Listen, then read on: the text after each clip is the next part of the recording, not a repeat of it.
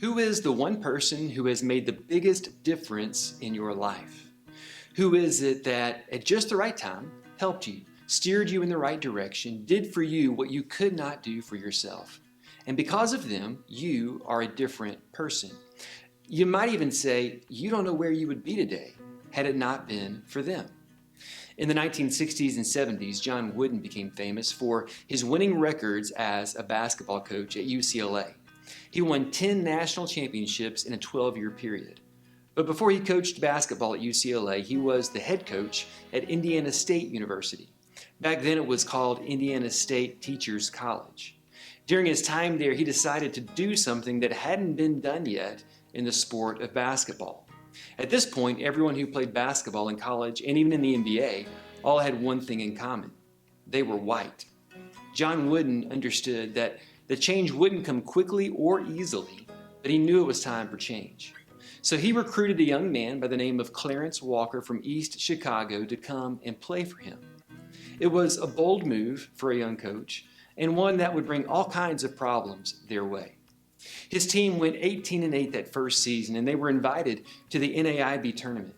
Walker wasn't a starter. He was only a reserve at that point and saw game time only occasionally. But when they were invited that year to the NAIB tournament, John Wooden turned down the invitation. If he accepted the invitation and took his team to the tournament, he would have to leave Clarence Walker home. Black players weren't allowed to play. Wooden later wrote, "I was being asked to participate in segregation. That's not what Dad taught me."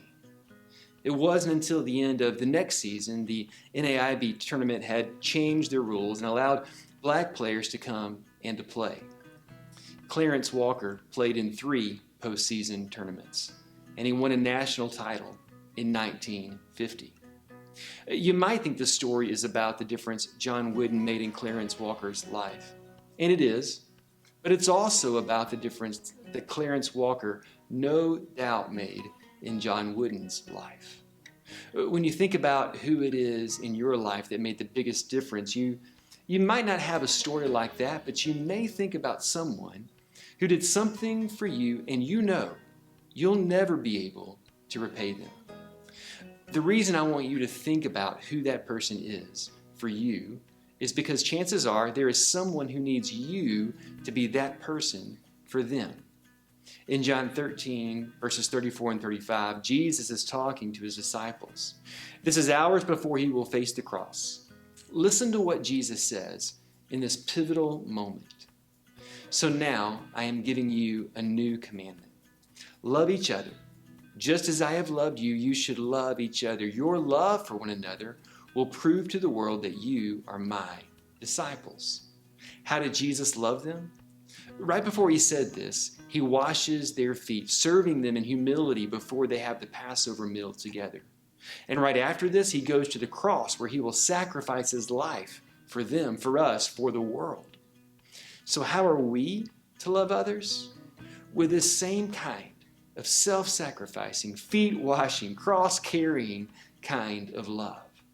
And when you love another person with that kind of love, it makes an eternal impact. John Wooden also said this. He said, "You can't live a perfect day without doing something for someone who will never be able to repay you." So who can you help today? How can you make a difference in someone's life today? You know, you never know what hangs in the balance of making that eternal investment in the life of another person.